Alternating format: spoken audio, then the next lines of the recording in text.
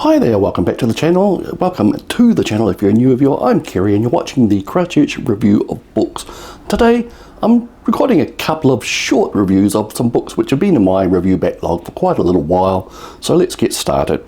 The first one I want to talk about here is The Private Eye. Now, I've been a long time fan of Here's what I found. Sorry about that, Siri's just woken up. I've been a long-term fan of the cyberpunk genre of science fiction since around the late 1980s. I've read all the big ones, the Gibson, the Stevensons, the Sterlings and what have you, and I try and keep up with the genre, although a lot today is just derivative stuff, rehashing the same old thing for a new audience perhaps.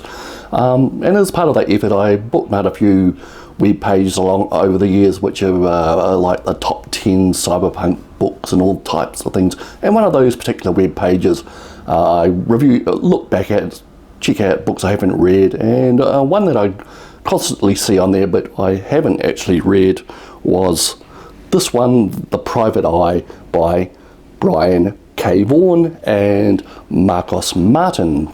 Now, Brian K. Vaughan is probably well known in the comic graphic novel area. He's one of the leading figures behind Saga, which is immensely popular and I've mentioned here before. He also did things like The Paper Girls and so on. He's a well-known figure. Marcos Martin I'm not too familiar with, but he's an artist and he does a great job on this book. Now, The Private Eye, if you go to try to actually find a physical book of it, your only option these days is a hardcover deluxe edition, which costs something like $100 New Zealand, so that obviously was out of the question for me in my current financial state. But on further investigation, I found that the story itself was originally serialized online, which is quite ironic given the topic of the story, which I'll get into soon. And at the end of the serialization, it was actually offered, the whole run was offered in 2 volumes, and you can go to the website today, it's still up, and you actually can basically pay what you feel like paying for it. A modest amount, they accept, all good, and you get options of downloading the 2 volumes in a variety of formats.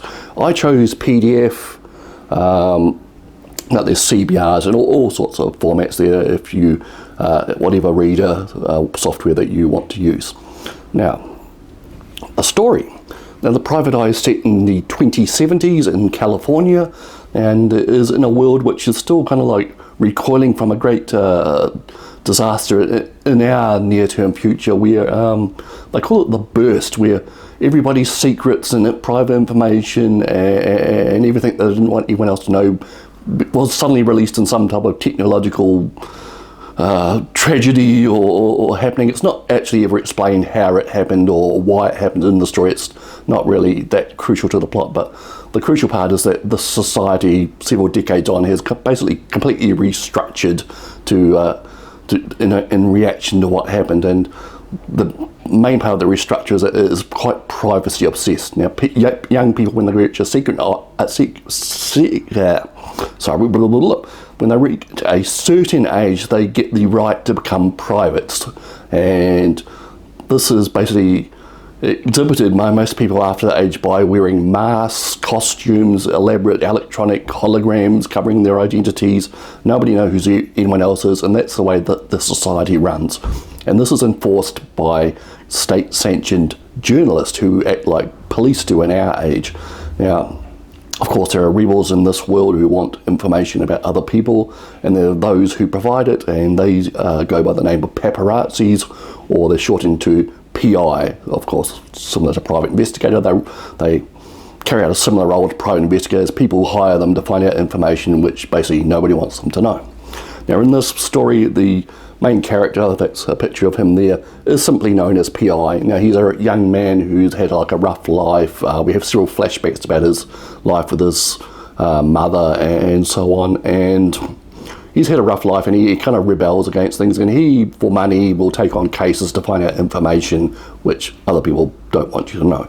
Now, in the basic story, it's a kind of classic private investigator story that's been going around since like the 1940s. Basically, he's approached by a femme fatale who asks him to take on a case for her, and soon she's found murdered, he has to find out what the heck is going on, and he basically works with the deceased woman's sister, who's a bit of a kick-ass action hero herself, and they get embroiled in a conspiracy of double crosses and foreign agents and crime and murder and death, and there's a lot of action sequences to break up the quite talky parts as well.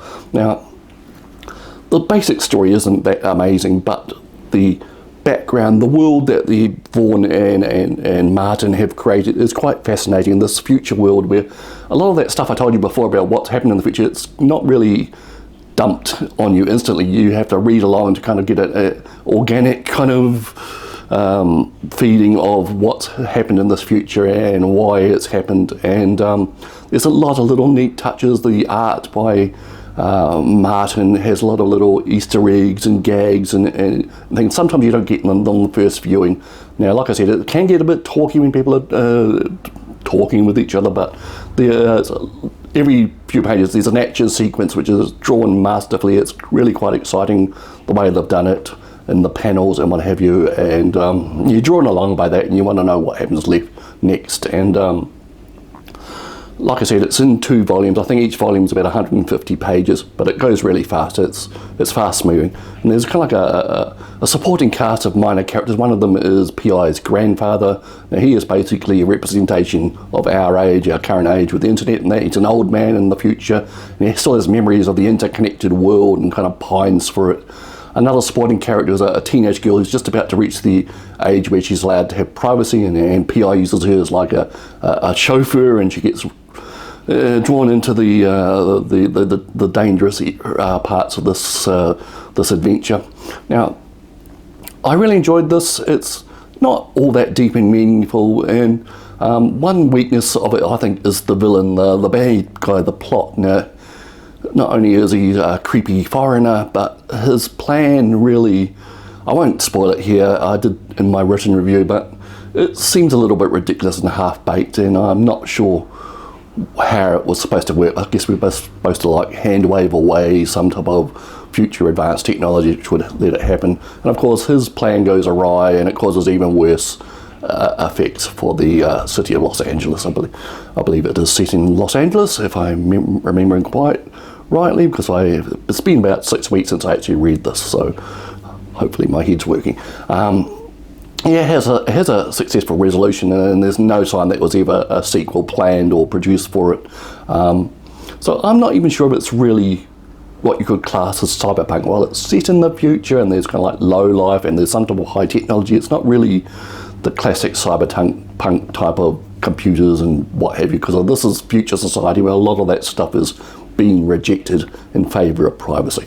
So that is The Private Eye. Now there's 2 volumes that you can download for a modest fee. Like I said, you choose the fee. I'll put the link in the notes below this video. It's worth it. It's an interesting story if you're into graphic novels or science fiction. It's a good read, and of course Brian K. Vaughan, you can't really go wrong. He's a masterful storyteller, and the art is great too. So that is The Private Eye, out there on the internet, ready for you. Okay, we'll see you next time. Have a good day.